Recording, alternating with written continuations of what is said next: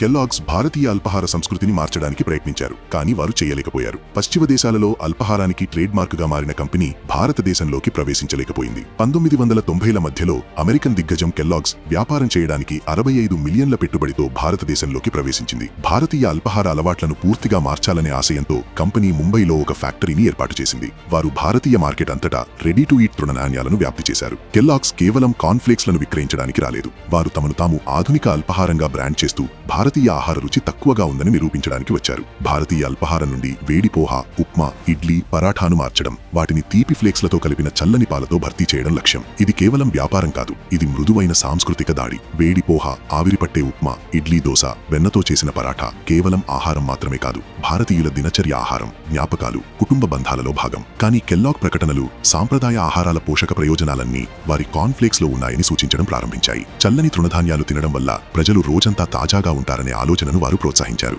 ఈ సందేశం ద్వారా భారతీయులు తమ సాంప్రదాయ ఆహారపు అలవాట్లను విడిచిపెట్టి విదేశీ అల్పాహార సంస్కృతిని అవలంబించాలని వారు సూక్ష్మంగా సూచించారు. అయితే కార్న్ఫ్లేక్స్, చాక్లెట్లు ఇలాంటి తీపి అల్పాహార తృణధాన్యాలను ప్రతిరోజు తీసుకోవడం వల్ల ఆరోగ్యంపై ప్రతికూల ప్రభావం చూపుతుందని వైద్యులు హెచ్చరిస్తున్నారు. అదనపు చక్కెర, అధిక గ్లైసీమిక్ సూచిక కారణంగా ఈ తృణధాన్యాలు రక్తంలో చక్కెరలో ఆకస్మిక పెరుగుదలకు కారణమవుతాయి. ఇది దీర్ఘకాలంలో మధుమేహం, ఇన్సులిన్ నిరోధకత, ఊబకాయం ప్రమాదాన్ని పెంచుతుంది. అధికంగా ప్రాసెస్ చేయబడినందుకని అవి జీర్ణ సమస్యలకు కూడా దారితీయవచ్చు. దీర్ఘకాలంగా అధిక రక్తంలో చక్కెర స్థాయిలు గుండె జబ్బులు, నరాల సంబంధిత సమస్యల ప్రమాదాన్ని మరింత పెంచుతాయి. ఈ తినడానికి సిద్ధంగా ఉన్న పాశ్చాత్య తృణధాన్యాలు భారతీయ వంటశాలలను ఎక్కువ కాలం పాలించలేకపోయాయి. 100 ప్యాకెట్లు అమ్ముడైతే 98 ప్యాకెట్లు మొదటిసారి కొనుగోలు చేసేవారు కొనుగోలు చేశారు. అయితే కేవలం 2% మాత్రమే సాధారణ వినియోగదారులుగా మారారు. ప్రజలు ఉత్సుకతతో ఒకసారి దీన్ని ప్రయత్నించారు, కానీ అది శాశ్వత డిమాండ్ను సృష్టించడంలో విఫలమైంది. చల్లని తీపి రేకులు, వేడి, కారంగా కడుపు నింపే భారతీయ అల్పాహారాలతో అవి పోటీ పడలేకపోయాయి. నేడు 90% భారతీయ ఇళ్లలో అల్పాహారంగా వేడి పోహా లేదా పరాఠా ఉన్నాయి. కొన్ని పట్టణ ప్రాంతాలలో మాత్రమే పిల్లలు,